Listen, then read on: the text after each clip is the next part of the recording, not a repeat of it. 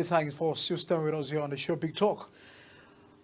Over the weekend, or call it last week, former President Buhari's residence in Kaduna State was becoming a set of what people have said Mecca since we had the Eid celebration, especially following the report that the Congress for Progressive Change bloc of the APC and some former ministers who served under the ex-president were planning to defect to the Social Democratic Party. One of Buhari's loyalists and the former governor of Kaduna State, Malam Nasir Rufai, defected to SDP on March 15, citing some growing misalignment between his personal values and the current direction of the All Progressive Congress as the primary reason for his decision. Meanwhile, also the All Progressive Congress and governors elected on the party were actively working to stop the former President Buhari and his loyalists from aligning with opposition figures. We've also had a report from the insider about the APC National Secretariat, which is the reason behind the visit of the National Working Committee and APC Governor Buhari at his residence in Kaduna State. But behind all of these visits to President Bola Ahmed Tinubu, what are the signals already on grounds about the ongoing coalition talks? And now some members of the APC are having to say we are not in any way happy about the situation of things in this country, and that's the reason why they have taken a whole lot of work to get these opposition stronger day by day. But the big question many have continued to ask is how many opposition do we need? How strong is the opposition in Nigeria to engage the current administration in getting things right? And tonight, we didn't just listen to all of that conversation, and of course, turning attention also to the issues and rising insecurity challenges in Plateau State. But my guest to discuss the 2027 politics is Sheshug Mika, the DG of North Central Progressive Petrol. He's live here on the show. Thanks so much for joining us on the program. Thank you, Michael. Good evening, viewers. Yes, very much. A lot. Let me begin from your state. The former presidential candidate of Labour Party tweeted yesterday registering his grievances over the fact that the government, even with all of the attempts to visit some of the IDP camps and some families who lost their loved one during the unfortunate situations of the insecurity, he did that in Plateau State just on a Sunday. And yesterday being Monday, he paid a visit. He was on his already way to Benue State. He said, tried to call the governor a night before that day, tried to call the ADC of the governor, but at the end of the day, they refused him entrance. He couldn't access the state, and he was told not to visit those camps. Do you feel that this is opposition fighting back and playing politics with welfareism? Because some person has said, look, this person was just visiting the camps. It wasn't an issue of political rallies. He wasn't going for a Labour Party meetings. He was going to visit some family who are victims of circumstances. Well, I don't know what the intent of his visit is other than politics. For the records, this is a man in the last few years since he came on board to contest the presidency against the current president, President Asiwaju Bola Ahmed Tinubu. We've seen his modus operandi. So whatever he does, there's a political undertone. And this that just happened in Benue is not different from what he has been known for in recent times. So now let's interrogate the issues. He, the presidential candidate of the Labour Party in the last election, as he rightly mentioned, Peter Obi, going to my state, I'm from Benue State, to identify with the people at the IDP. Now let's look at the issue of protocol. He was once a governor, so he should know better. The governor has a team of people working with him, and before you get to see the governor, you visit a state, you need a security clearance, right? Peter Obi is not just an ordinary citizen. He is someone who has served as a governor. This is someone who at some point contested the presidency of this country. This is someone that at some point served as economic advisor to the former president. So him going to Benue State, what was the effort he made? Did he reach out to the governor's team? Was he given clearance to visit? And let me take you back. You're talking about a man that was once a governor, and it's been said, it's on national TV. It was on national TV. You had the former governor of Kaduna State accusing him of locking him up in his hotel room for 48 hours when he visited his state as a member of the APC, when Peter Obi held sway as the governor of Anambra State. It's because According to him, the former governor of Kaduna State did not give him prior notice. Now, you're talking about going to the IDPs. IDP is not just a place that comprises 2-3 persons. IDP, a lot of persons are there. And then you're going there to give succor. If you're going to the IDP, first of all, you need security around that vicinity, because if you're giving out arms to these people, can you guarantee safety or orderliness? The answer is no. So in the event this results to a stampede, the governor will be blamed for all of that. So in my own view, I think Peter Obi did not go about this the right way, because I have been able to reach out to the protocol to the governor. The protocol to the governor happens to be my childhood friend. We grew up together. And then the SEMA DG, you know, if you are going to Benue State, even if National Emergency Management Agency is going to Benue State to carry out such responsibility, the agency liaises with the state emergency management agency. Was there communication between the Peter Obi team and the state emergency management agency? The answer is no. So how was he going to carry out such humanitarian service without the involvement of those on ground? So these are the questions we should begin to ask. People should not just come out to play politics. So you feel that the political undertone for that is visible? I mean, some person will disagree with you. He did that to Plateau State. What did it turn out to be a political rally? Was there in any way it looks that that was a political visit? Because we must separate politics, from very sensitive issues like this. Okay. Now, this is it. When you're dealing with political actors, you look at them, there's a precedent. Peter Obi is known for engaging in stuff like this in recent times, because now the configuration of Nigeria talks about north and south. Peter Obi is from the south. And let's take it down to his region. This is happening on a day that is declared sit at home in his own region. Are you saying that the people of the Southeast do not need this help he wants to take to Benue State, or he's bringing to the North Central as a leader, not just a leader, a former governor of a state, an economically viable state like Anambra State? It's on record. You, myself, and every other person out there knows that on Monday nobody dares to go out for businesses. So assuming he were to carry out these humanitarian services coming from good intention, and they say charity begins at home, don't you think it would have been appropriate for him to start from Anambra State or any of the southeastern states, if not going around looking for political support? He has been doing that in some of those states, and this is a man that wants to be a president. So he might not just, limit his hand out or way of always responding to issue just to Saudis. But that's not the matter of today. No, let's move from that, because it's not the matter of our discussion tonight. We are looking at APC and PDP opposition SDP are lobbying to get former President Buhari's support. But a lot of persons are angry that if we talk of former President Buhari, that he never did well in this country. His 10 years under his watch, economy wasn't getting better, and even this administration will tell you that we inherited a bad economy. But for whatever reason, APC, visited the former president at his Kaduna residence just moments after the likes of the likes of Atiku Abubakar, Nasser Rufai, and some members of the defunct CPC, and some political parties were there to visit. And one will also ask, why do they really need the support of former President Buhari? If former President Buhari happens to declare support for SDP, would that give or weaken the All Progressive Congress as we stand today? Michael, I have to be honest with you, because I'm a practical politician.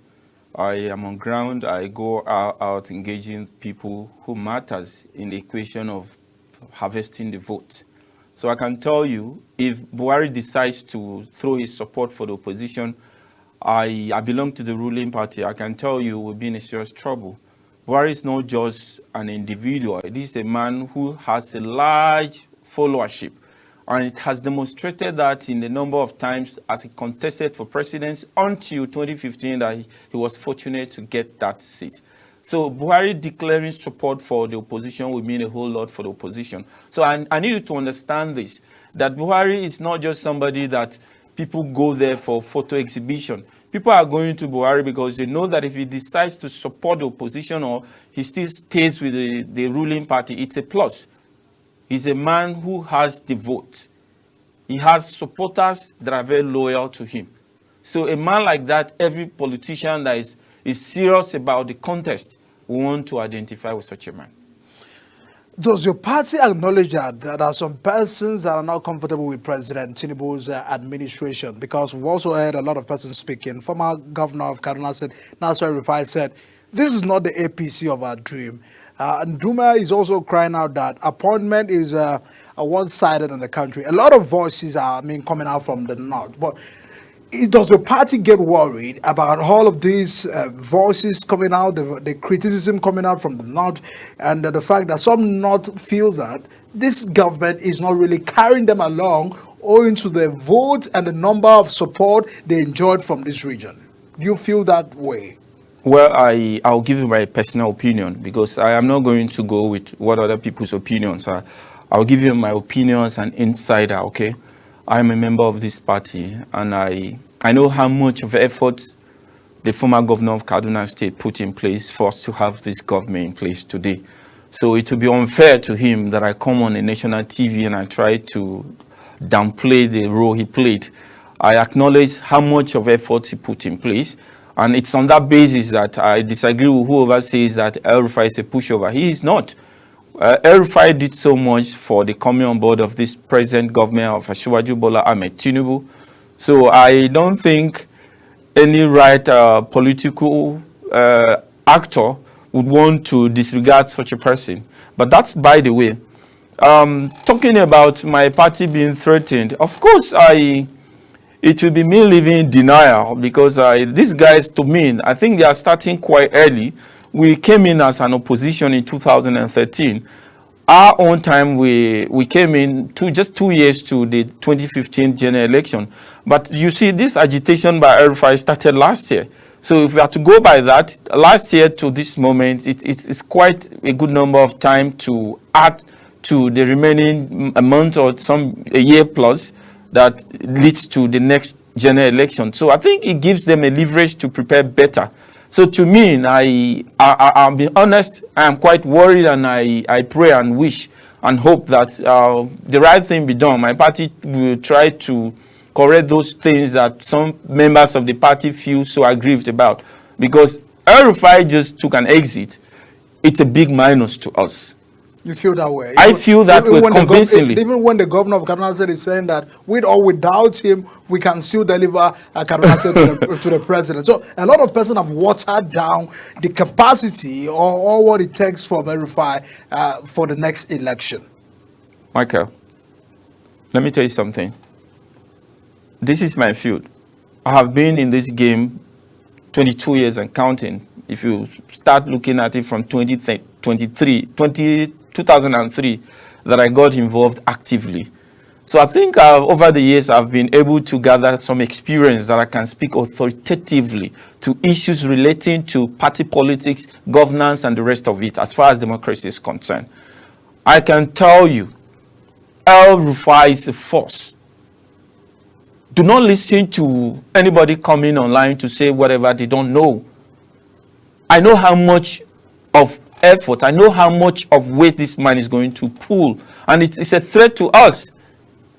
Imagine the likes of El-Rufai coming out. Okay, you mentioned Ali Ndume. Ali Ndume is not a pushover in Borno State. Okay?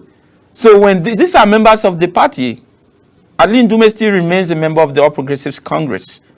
So, God forbid, he gets aggrieved and then somehow he leaves. Are we going to be comfortable losing our strong party men and women? It's not the right way to go.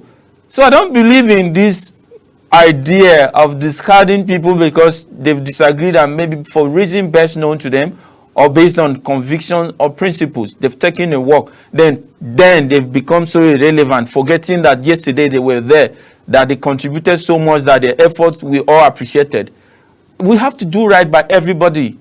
We came in together as members of the opposition to bring this party on board. Power. People Today, said, it's a ruling party. People said what APC came, I mean, the formation of APC was just to grab power and run with it. But life of Nigerians has not gotten better after getting the power from 2015, again 2019, and got re-elected in 2023. And now APC is still insisting of 2027. Some person are angry and saying that this is not the APC. This is not what Nigeria needed. The change that was to bring, I mean, the change that they envisaged that was to come as not.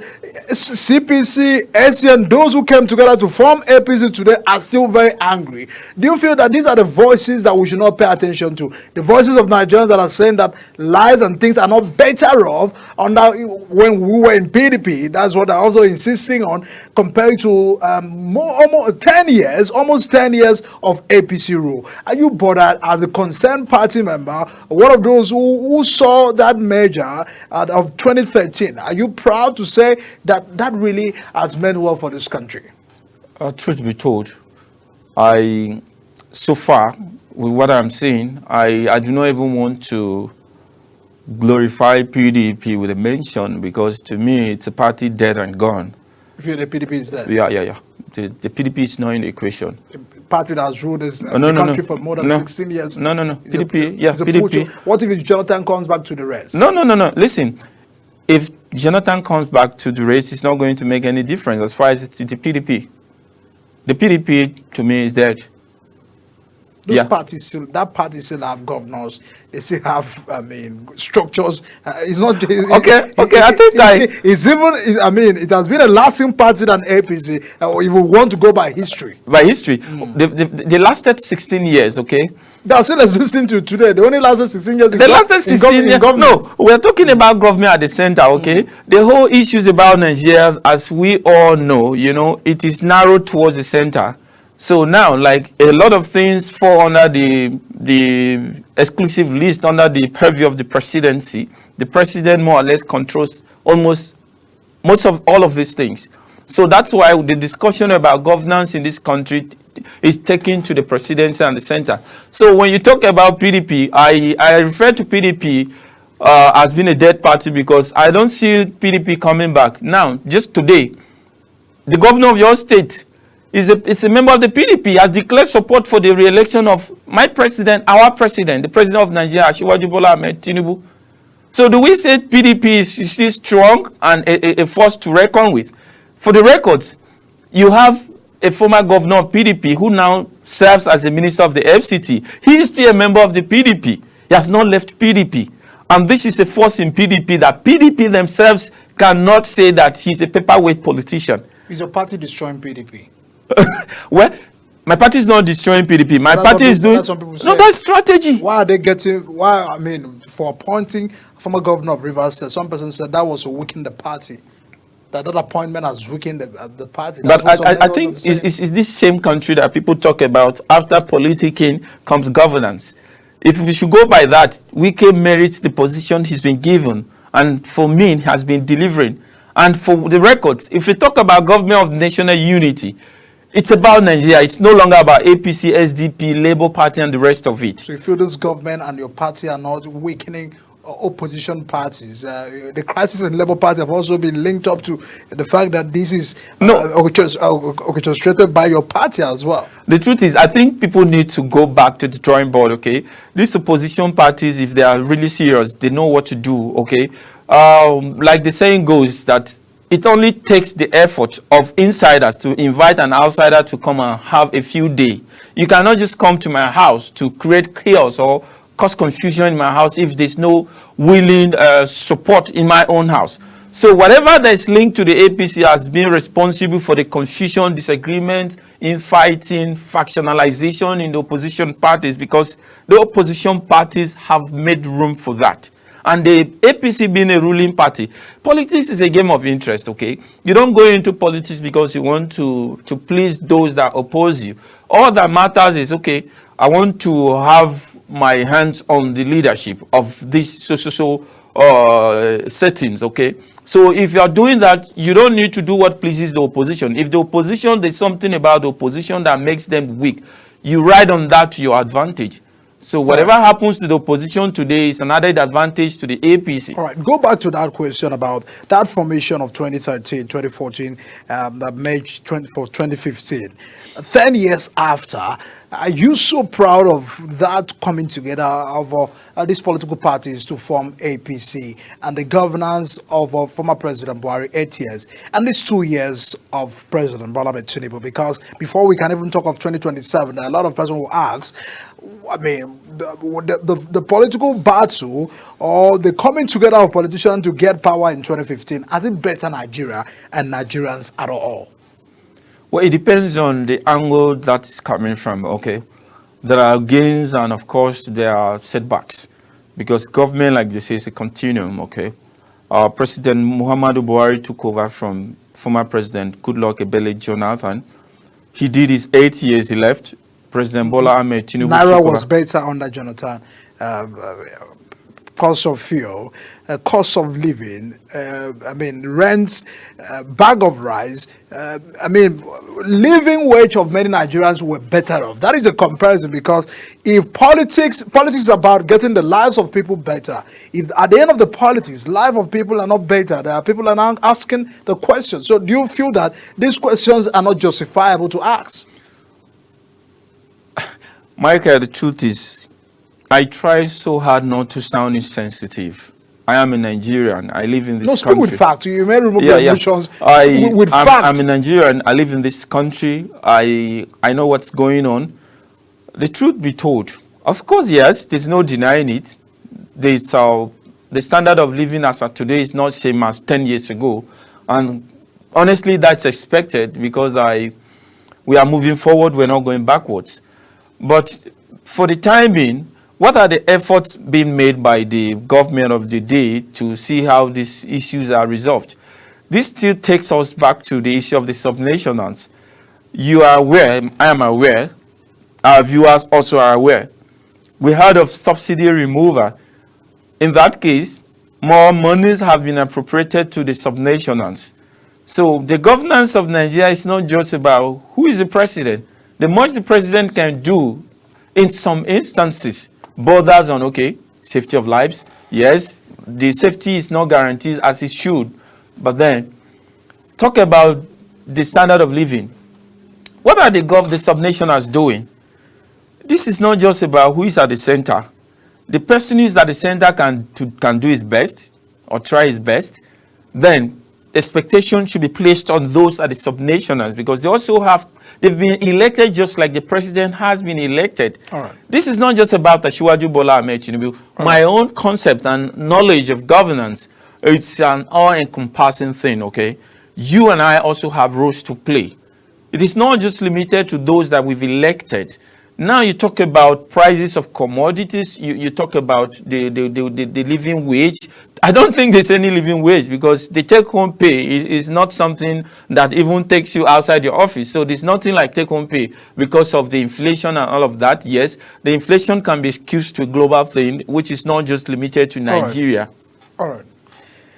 In a bit, do you feel that there's any amount of opposition or coalition or merger that can unseat President Tinubu in 2027? Do you feel that political calculations can't distract your party and the re-election of President Tinubu?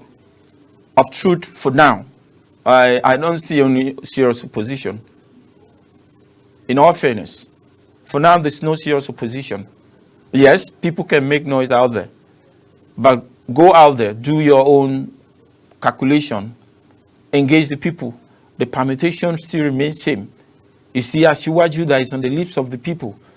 Because we are not practicing a system that allows for independent candidacy. As far as parties are the platforms through which people vie to become president, governors, and the rest of it.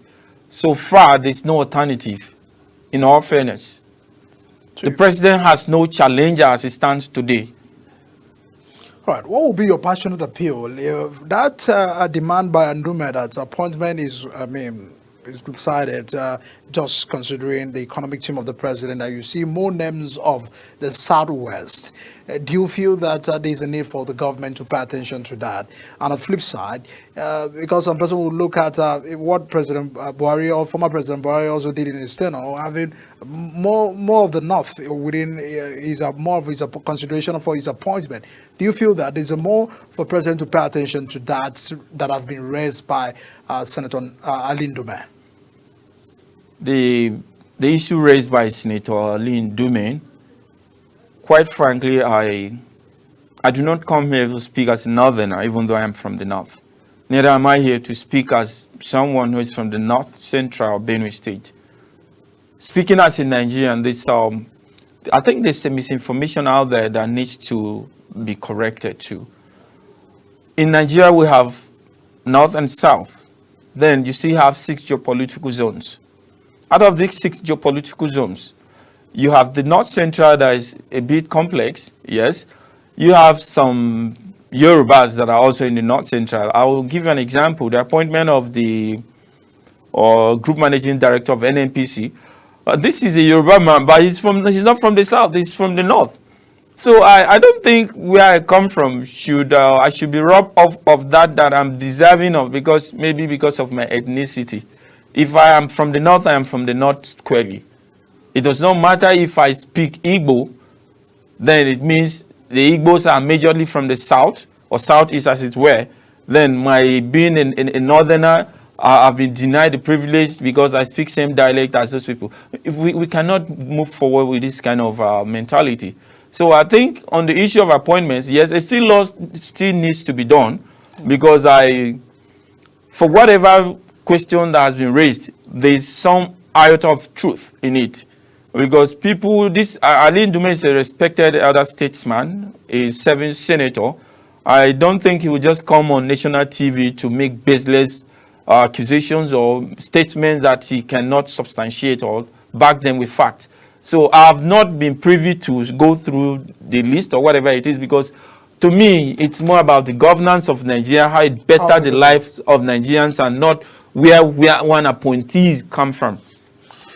Very excellent there. Mr. Mikael, thanks so much for joining us on the show and giving us your sense on all of these issues. Again, thank you so much. You're welcome. Everyone, we'll be turning attention to insecurity. There are a lot of trouble in Plateau State as we speak. The governor is so bitter about the lives that have been lost. 51 corpses discovered and have been given a mass burial. But despite this unrelenting battle against banditry and terrorism in Nigeria, how far and what should be a major steps by all authorities involved to addressing all of these issues? We'll be going on a very quick break, everyone. And once we return, Professor Ibrahim will be here to highlight all of these developments on the show. Stay with us. I'll be right back.